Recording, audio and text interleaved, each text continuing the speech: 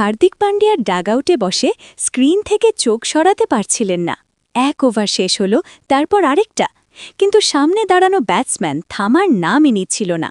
বল একই, বোলার একই, কিন্তু পরিস্থিতি পুরোপুরি বদলে গেছে। বিজয় হাজারে ট্রফির এই ম্যাচে বিহারের হয়ে খেলা বৈভব সূর্যবংশী হার্দিক পান্ডিয়ার এক ওভারেই ২৮ রান হাঁকিয়ে দেন, আর ঠিক সেই মুহূর্তেই ম্যাচের মোড় ঘুরে যায়। এরপর যা ঘটল তা ঘরোয়া ক্রিকেটকে কাঁপিয়ে দিল।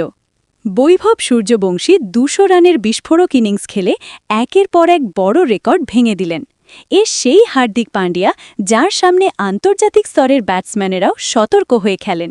কিন্তু সেদিন বৈভব নাম, অভিজ্ঞতা কিংবা চাপ কোনো কিছুকেই গুরুত্ব দেননি। মাঠে থাকা খেলোয়াড়রা, ড্রেসিং রুমে বসে থাকা সিনিয়র মুখগুলো আর টিভির সামনে বসে থাকা দর্শক, সবার মনেই একটাই প্রশ্ন, এটা কি হচ্ছে? এই ইনিংসের পর আলোচনা শুধু স্কোর কার্ডেই সীমাবদ্ধ থাকেনি। প্রশ্ন উঠল, বিহার থেকে আসা এই ব্যাটসম্যান এত বড় মঞ্চে কিভাবে এত নির্ভীক ব্যাটিং করল? কোন কোন রেকর্ড ভাঙল?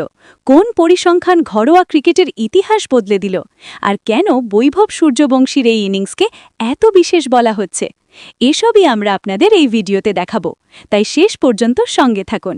তবে তার আগে কমেন্টে অবশ্যই জানান আপনার মতে রোহিত শর্মা, বৈভব সূর্যবংশী আর হার্দিক পান্ডিয়ার মধ্যে আসল মহান ব্যাটসম্যান কে? চলুন আর সময় নষ্ট না করে শুরু করি পুরো ভিডিও।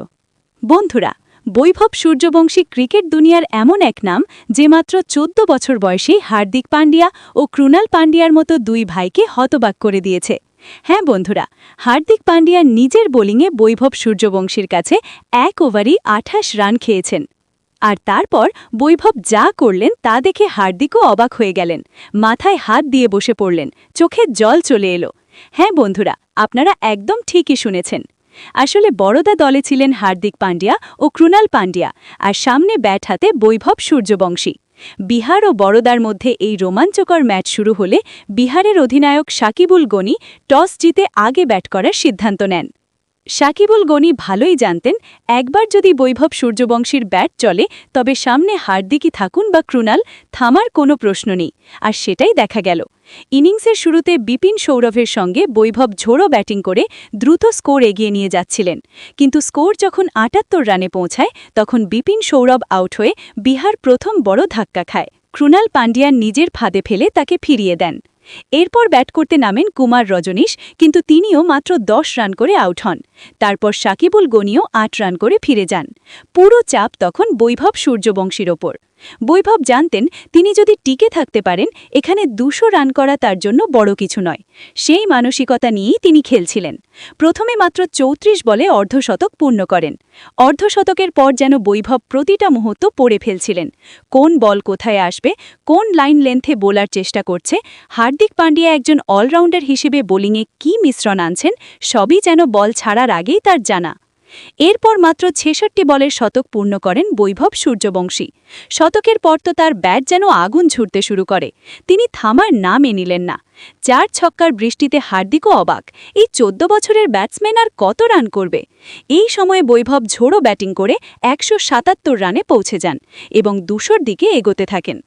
যখন বৈভব ১৯১ রানে খেলছিলেন তখন হার্দিক পান্ডিয়া প্রায় তাকে আউট করেই ফেলেছিলেন। জিতেশ শর্মার হাতে ক্যাচের সুযোগ তৈরি হয়েছিল, কিন্তু বৈভব বেঁচে যান। সেখান থেকে এগিয়ে গিয়ে তিনি ২০০ পূর্ণ করেন। ২০০ রান পূর্ণ করতেই আনন্দে আত্মহারা হয়ে যান বৈভব। তার এই বিধ্বংসী ব্যাটিংয়ে বিহারের স্কোর গিয়ে দাঁড়ায় ৪৩৬ রানে। সব মিলিয়ে বৈভব সূর্যবংশীর ব্যাটিং দেখে হার্দিক ও ক্রুনাল পান্ডিয়া দুজনেই হতবাক। আর আপনারা কি অবাক হয়েছেন নাকি হননি, কমেন্ট করে অবশ্যই জানাবেন। ভিডিওটি ভালো লাগলে লাইক করুন এবং ক্রিকেট জগতের এমন আরও অজানা তথ্য জানতে চ্যানেলটি সাবস্ক্রাইব করে বেল আইকনটি বাজিয়ে দিন। ফিরছি নতুন কোনো আপডেট নিয়ে। ধন্যবাদ।